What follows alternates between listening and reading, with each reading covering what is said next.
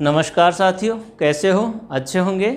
एक बार फिर से शारदा सदन ग्रुप ऑफ एजुकेशन चैनल पर आपका हार्दिक अभिनंदन है। हम पिछले वीडियो में हिंदी व्याकरण में वाक्य विचार पढ़ रहे थे। इस पर चर्चा चल रही थी अपनी वाक्य विचार पर। वाक्य का वर्गीकरण हमने किया, जिसके आपको मैंने 3 भेद बताए थे, 3 प्रकार उसको समझाया था, 3 भागों में उसे बांटा था। पहला था अर्थ के आधार पर, दूसरा रचना के आधार पर, तीसरा वाच्य के आधार पर। तो हमने कल पिछले वीडियो में देखा था क्या, अर्थ के आधार पर वाक्य के प्रकार 8 प्रकार बताए थे मैंने आपको और समझाया था। अब हम अगला लेने जा रहे हैं, अगला हम समझने जा रहे हैं रचना के आधार पर वाक्य के प्रकार। रचना के आधार पर, रचना मतलब निर्माण, निर्माण के आधार पर वाक्य कितने प्रकार के होते हैं? मैंने आपको कल बताया था 3 प्रकार होते हैं। कितने प्रकार होते हैं? 3 प्रकार होते हैं। कौन कौन से? पहला होता है साधारण वाक्य, पहला होता है साधारण वाक्य। दूसरा होता है मिश्रित वाक्य, दूसरा होता है मिश्रित वाक्य। और तीसरा होता है संयुक्त वाक्य, संयुक्त वाक्य। कितने प्रकार हो गए? 3 प्रकार हो गए। रचना के आधार पर 3 प्रकार होते हैं, साधारण वाक्य, मिश्रित वाक्य, संयुक्त वाक्य। अब 1 बाय 1 करके एक एक को हम पढ़ेंगे। देखो, हमने जब वाक्य के बारे में पढ़ा था तो उसके अंग पढ़े थे, ध्यान होगा, हमने अंग पढ़े थे। अंग कौन कौन से होते हैं? 2 अंग होते हैं, एक तो होता है उद्देश्य और दूसरा होता है विधेय। उद्देश्य और विधेय। अब ये दोनों जो अंग हैं वो इस रचना के आधार पर वाक्य को समझने के लिए जरूरी हो जाते हैं। उद्देश्य किसे कहते हैं? उद्देश्य, कर्ता को ही हम उद्देश्य कह सकते हैं, अर्थात वाक्य में जिसके द्वारा क्रिया संपन्न होती है वह उद्देश्य कहलाता है। और विधेय, उद्देश्य के द्वारा जो क्रिया संपन्न की जा रही है उसको हम क्या कहते हैं? विधेय कहते हैं। अब इन दोनों को हमें समझना है। इस आधार पर हम पहले को देखते हैं, साधारण वाक्य किसे कहते हैं? साधारण वाक्य किसे कहते हैं? पहली बात आती है, साधारण वाक्य वो वाक्य कहलाता है जिसमें एक ही उद्देश्य और एक ही विधेय होता है।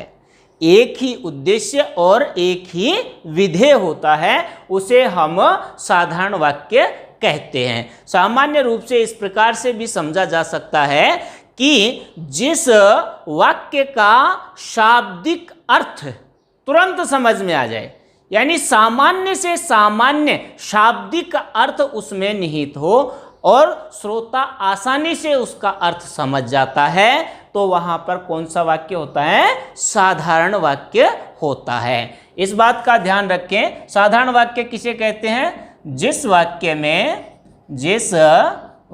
में एक ही उद्देश्य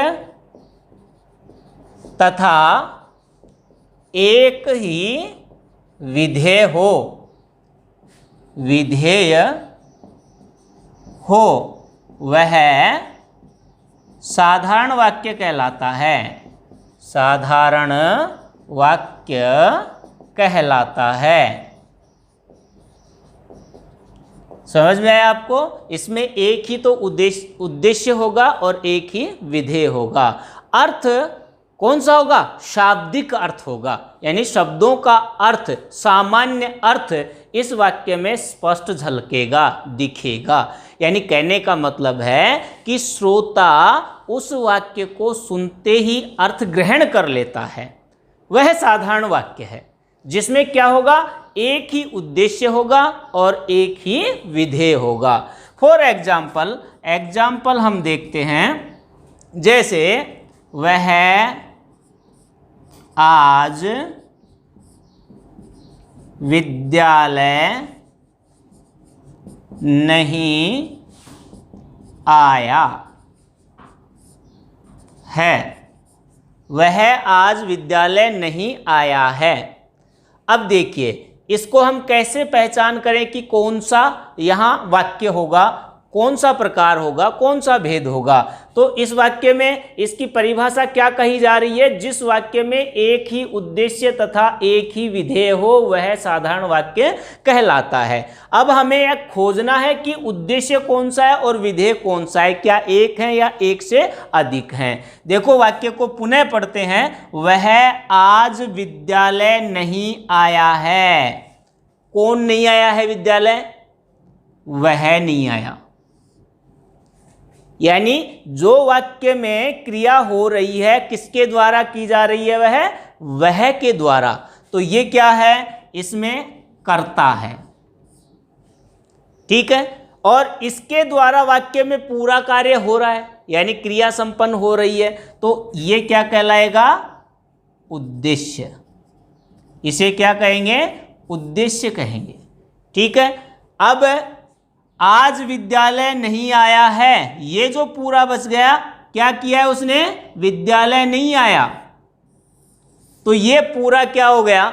ये हो गया विधेय।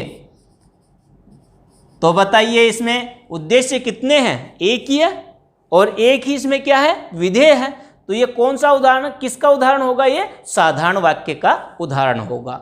कई बार क्या होता है कि वाक्य बड़ा लंबा सा आ जाता है तो हम कंफ्यूज हो जाते हैं कि इसमें साधारण वाक्य है या नहीं है, साधारण है, मिश्रित है, या फिर इसमें संयुक्त वाक्य है। लेकिन उसको हम अधिक क्लियर करेंगे। इससे पहले हम तीनों को एक बार समझ लेते हैं, जिससे कि आसानी से आप इसमें भेद कर सकें, इसको अलग कर सकें, पृथक कर सकें और निर्धारित कर सकें कि कौन सा उस उदाहरण में वाक्य है, कौन सा प्रकार है। तो पहला तो आपको समझ में आ गया होगा, जिस वाक्य में एक ही उद्देश्य और एक ही क्या होता है? विधेय होता है, वो साधारण वाक्य कहलाता है। बात करें मिश्रित वाक्य। मिश्रित वाक्य कौन सा होता है? जिस वाक्य में एक से अधिक उद्देश्य तथा विधेय हों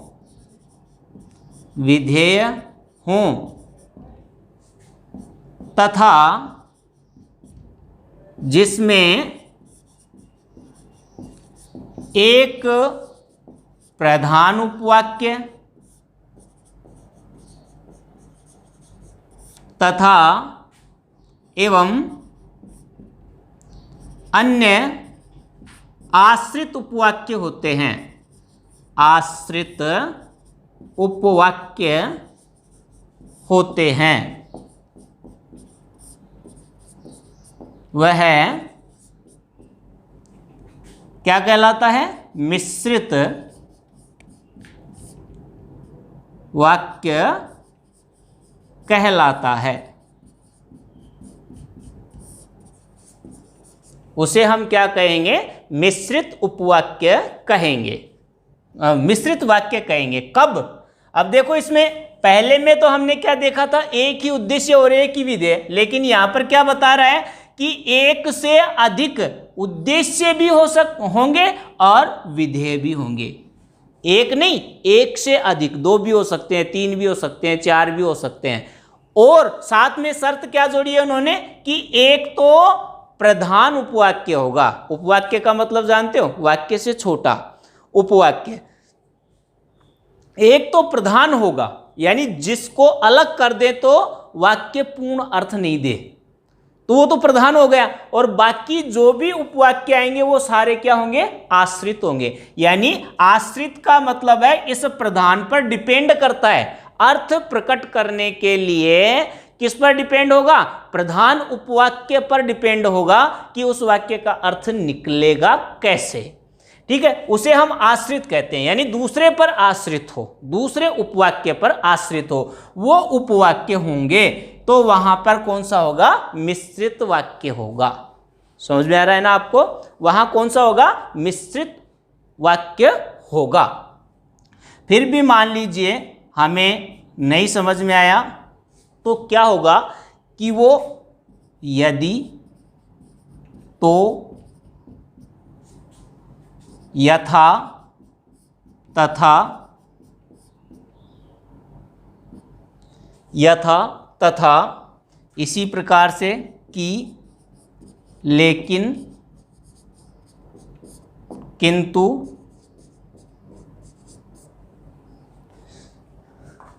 आदि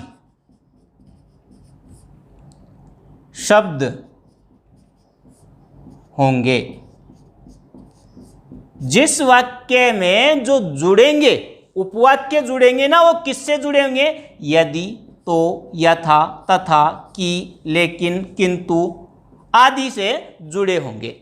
वो उपवाक्य इनसे, इन शब्दों से जुड़े होंगे, तो वहां पर आप निसंकोच होकर मिश्रित वाक्य कर सकते हैं। वहां पर क्या कर सकते हैं? मिश्रित वाक्य कर सकते हैं। उदाहरण के लिए मैं बताता हूं आपको, इसमें देखते हैं, राम ने कहा कि रघुकुल रीत सदा चली आई,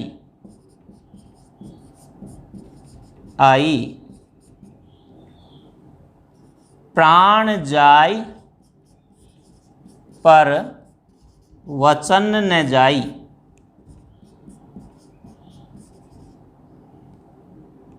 पर वचन न जाई। यहां पर देखिए, राम ने कहा कि, राम ने कहा कि, ये तो प्रधान उपवाक्य हो गया, ये इससे जुड़ रहा है। रघुकुल रीति सदा चली आई, प्राण जाई पर वचन न जाई। अब राम ने कहा कि, यहां तक ही हमने छोड़ दिया तो क्या अर्थ पूरा हो गया? नहीं, पढ़ते हमें लगेगा कि आगे और कुछ है, वाक्य पूर्ण नहीं होता है। इसलिए ये किस में आएगा? मिश्रित उपवाक्य में आएगा। वह जैसा करेगा वैसा ही भरेगा, जैसा वैसा इनसे जुड़ा हुआ है ना, अलग अलग करते हैं तो अर्थ अधूरा रह जाता है। ऐसे ही यथा कर्मम तथा फलम, जैसा कर्म वैसा फल, तो वह ही जुड़ा हुआ है। यदि तुम पढ़ोगे तो पास हो जाओगे, यदि तुम पढ़ोगे तो पास हो जाओगे, तो यहां पर जुड़ा हुआ है ना। महेश तो पढ़ता है किंतु रमेश सोता है। महेश तो पढ़ता है किंतु रमेश तो सोता है। तो किससे जुड़ा हुआ है? किंतु। तो किंतु इससे जुड़ा होने के कारण से अगर इनको हटा दो तो ऐसे लगता है कि अर्थ पूर्ण है ही नहीं। तो वहां निश्चिंत होकर आप क्या कर सकते हैं? मिश्रित वाक्य कर सकते हैं। समझ में आया आपको? अब बात करते हैं संयुक्त वाक्य की। संयुक्त वाक्य किसे कहते हैं?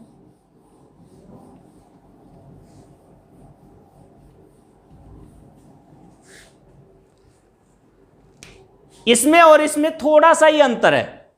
वो क्या अंतर है? जिस वाक्य में एक से अधिक उद्देश्य तथा विधेय हों एवं सभी उपवाक्य स्वतंत्र अर्थ अभिव्यक्त करते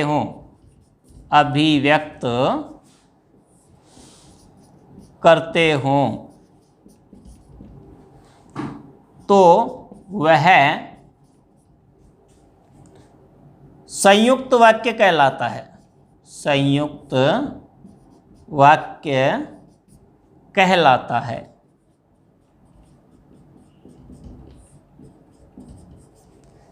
देखो, इसमें और इसमें थोड़ा सा ही अंतर लग रहा होगा आपको। इसमें अंतर क्या है? इसमें तो बताया गया है कि एक तो क्या होगा? प्रधान उपवाक्य होगा और बाकी सभी क्या होंगे?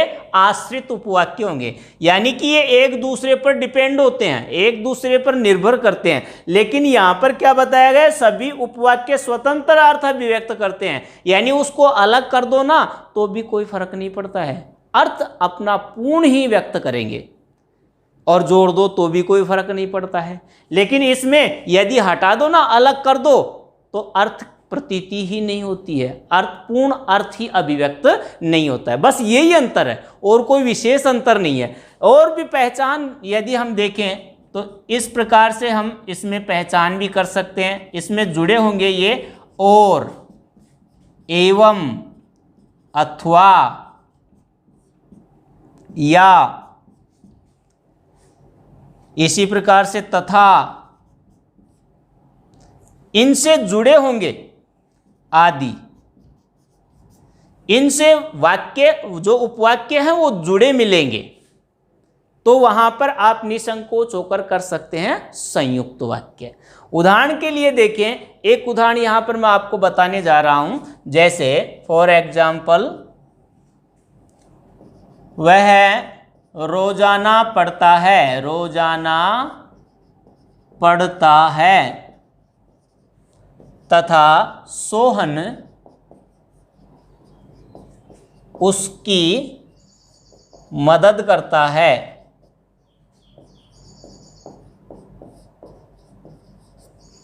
वह रोजाना पढ़ता है तथा सोहन उसकी मदद करता है। तो यदि इसको हटा दो तो वह रोजाना पढ़ता है, अर्थ की पूरी प्रतीति हो रही है, पूरा अर्थ दे रहा है, स्वतंत्र अर्थ दे रहा है। सोहन उसकी मदद करता है, सोहन उसकी मदद करता है, ये भी अपना पूर्ण अर्थ दे रहा है कि नहीं? तो ये इससे जुड़ा हुआ है और एक पूर्ण वाक्य बना रहा है। इस कारण से ये क्या कहलाता है? संयुक्त वाक्य कहलाता है। समझ में आया होगा आपको? साधारण वाक्य एक उद्देश्य और एक विधेय होगा, वो साधारण वाक्य। मिश्रित वाक्य जिसमें एक से अधिक उद्देश्य और विधेय होंगे, लेकिन उसमें उपवाक्य होते हैं, जिसमें एक प्रधान उपवाक्य होता है और अन्य आश्रित उपवाक्य होते हैं।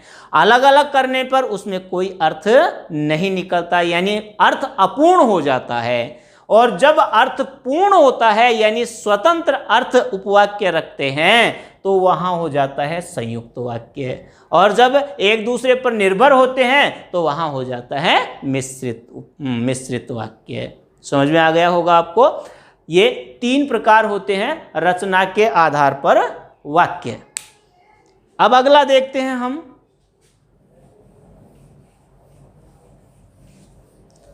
ये तो बच्चों आपको अच्छी तरह से समझ में आया होगा कि रचना के आधार पर कितने भेद होते हैं और कौन कौन से होते हैं, कैसे उसकी हम पहचान कर सकते हैं। अब अगला है वाच्य के आधार पर, या कहें क्रिया की दृष्टि से वाक्य के प्रकार। क्रिया की दृष्टि से वाक्य के प्रकार भी मैंने आपको पिछले वीडियो में बताया था, 3 प्रकार होते हैं। वो 3 प्रकार कौन कौन से होते हैं उन पर हम चर्चा करने जा रहे हैं।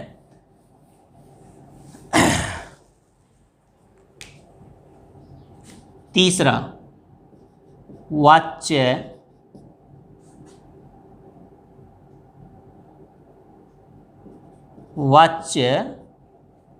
के आधार पर वाक्य के प्रकार, या क्रिया की दृष्टि से वाक्य के प्रकार। दोनों एक ही बात है, चाहे तो आप वाच्य के आधार पर बोल दें, चाहे क्रिया के आधार पर बोल दें। वाच्य में क्रिया की प्रधानता होती है, बात एक ही है। और क्रिया की दृष्टि से देखते हैं तो क्रिया की प्रधानता के आधार पर इसके भेद किए जा सकते हैं। 3 प्रकार के होते हैं भैया। कितने प्रकार के होते हैं? 3 प्रकार के। पिछले वीडियो में आपको मैंने समझाया था 3 प्रकार कौन कौन से होते हैं। सबसे पहला प्रकार जो है वो है कर्तृवाच्य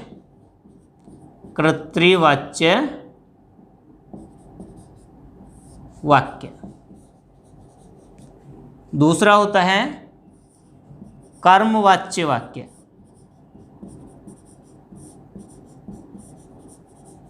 और तीसरा होता है भाववाच्य वाक्य।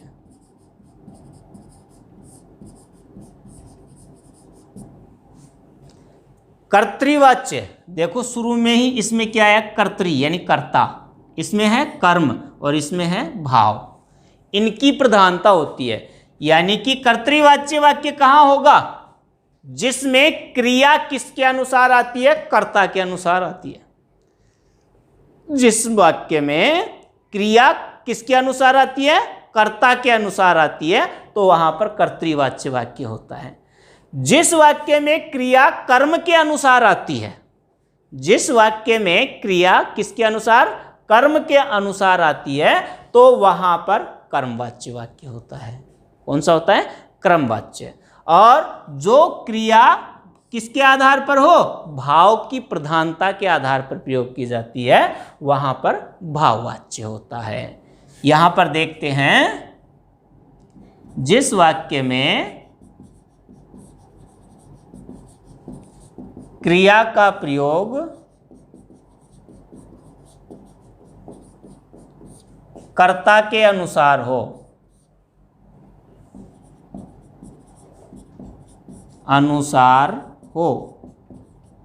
वह कर्तृवाच्य वाक्य है। कर्मवाच्य, जिस वाक्य में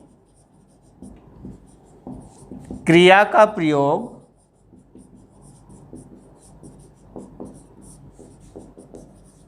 कर्म के अनुसार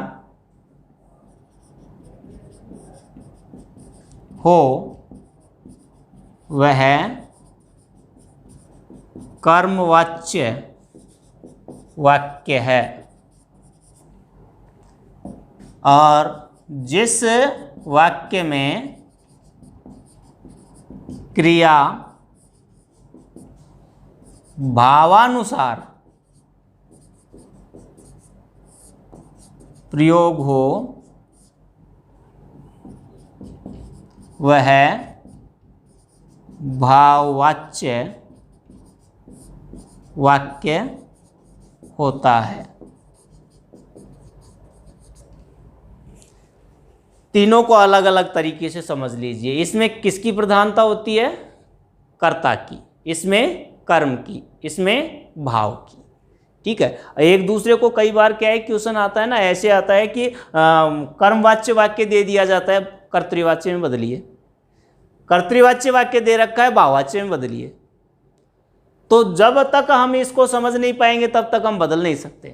तो समझना जरूरी है, इसमें किसके अनुसार होती है? कर्ता के अनुसार क्रिया का प्रयोग होता है। अब देखते हैं एग्जाम्पल, मैं बताऊंगा नहीं, आपको बताना है कि इसमें कौन सा वाच्य है, कौन सा प्रकार है। जैसे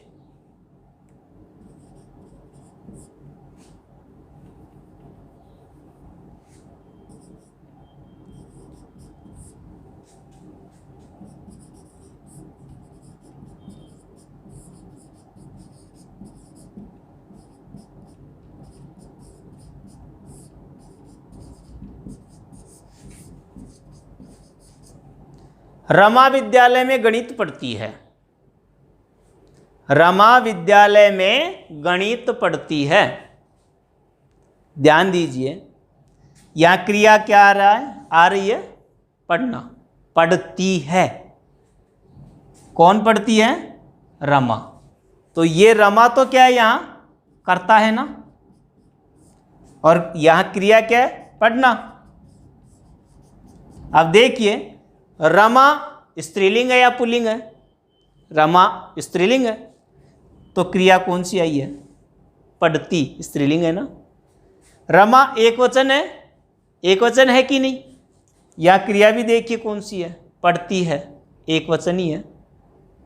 रमा यहां कर्ता के रूप में प्रयोग हुआ है, तो यहां क्रिया पढ़ना, ये भी इसके अनुरूप ही क्रिया का प्रयोग हुआ है, यानी कर्ता के अनुरूप क्रिया का प्रयोग हुआ है। यहां ये अन्य पुरुष में था कर्ता, तो क्रिया भी अन्य पुरुष में आई है। तो कहने का मतलब ये वाक्य है, वो वाक्य कौन सा कहलाएगा?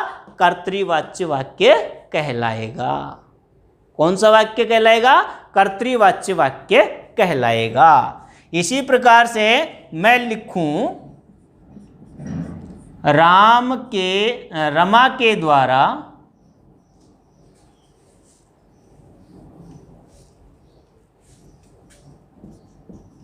रमा के द्वारा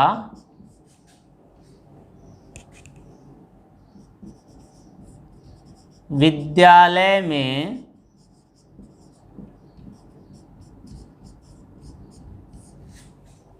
गणित पढ़ा गया।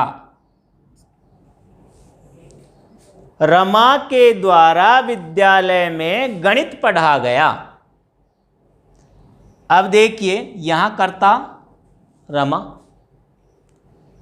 यहां कर्म गणित, विद्यालय कर्म गणित, विद्यालय गणित कर्म, और पढ़ा गया, ये क्या है?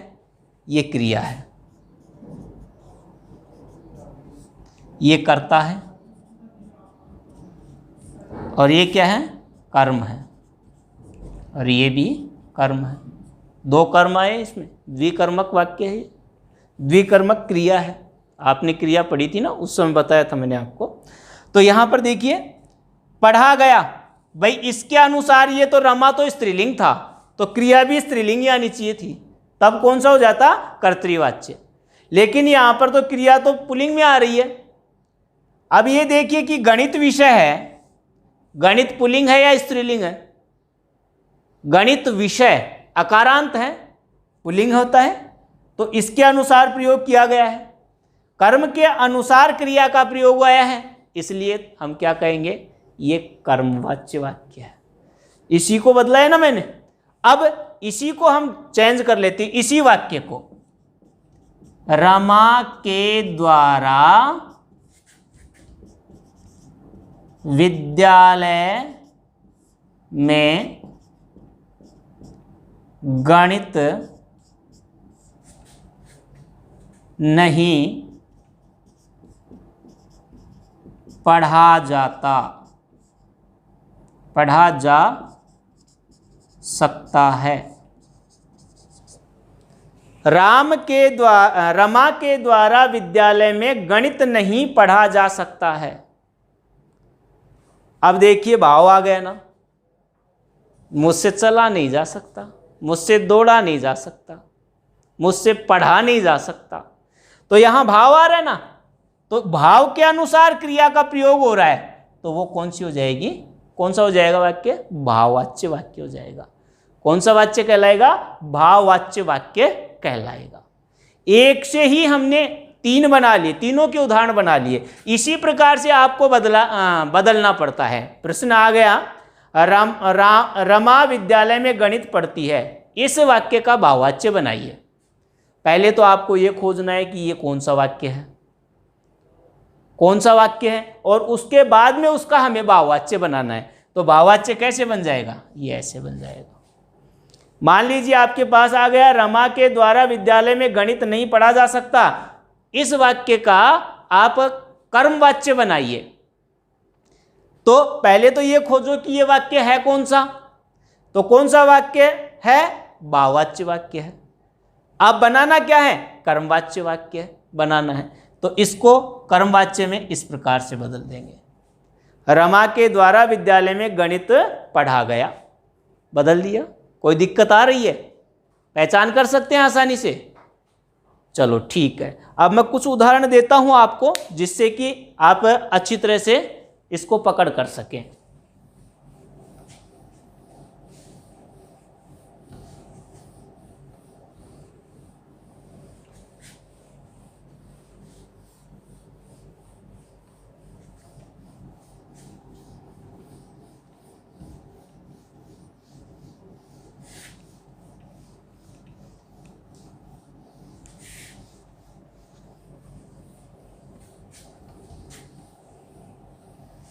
दो चार उदाहरण हम कर लेते हैं।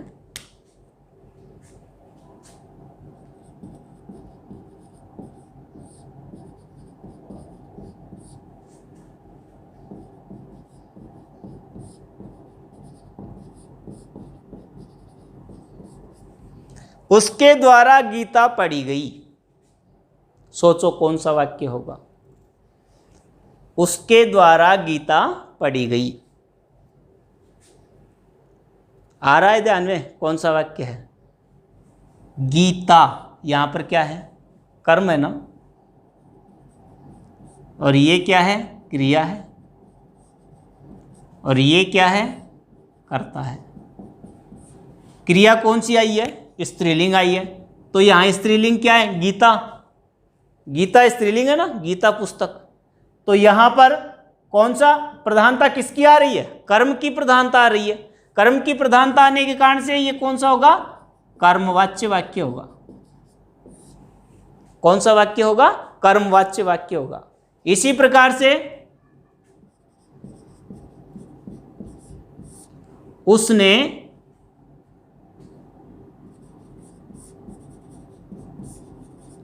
विद्यालय में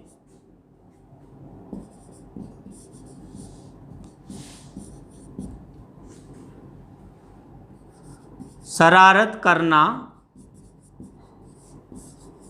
सीखा। उसने विद्यालय में शरारत करना सीखा।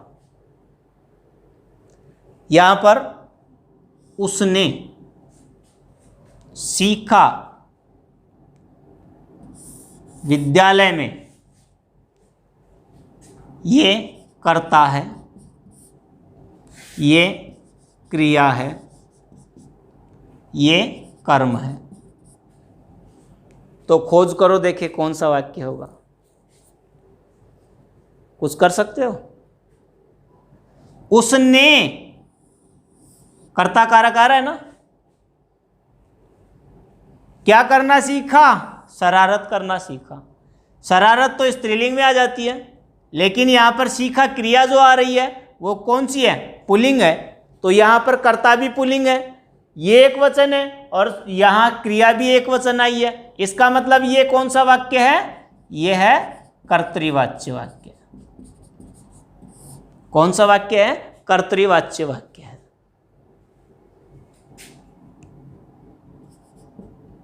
बिना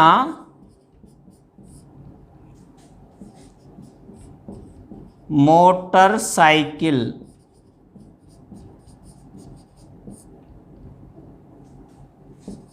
के मुझसे तो एक कदम भी नहीं चला जाता है।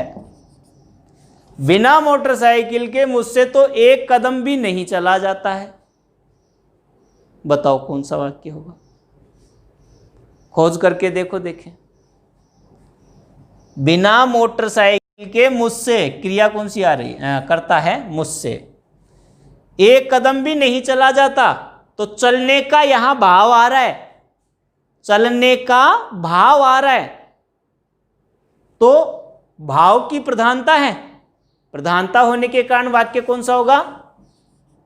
भाववाच्य वाक्य। कर सकते हैं आसानी से। ये थे आपके वाच्य के भेद, वाच्य और आपके वाक्य के प्रकार, वाक्यों का वर्गीकरण। शायद आशा करता हूं कि आप समझे होंगे वाक्य क्या होते हैं, उसके कितने वर्ग होते हैं, कितने वर्गों में उसे बांटा जाता है, उसके कौन कौन से प्रकार होते हैं। आज के लिए बस इतना ही। धन्यवाद। फिर मिलेंगे अगले वीडियो के साथ में।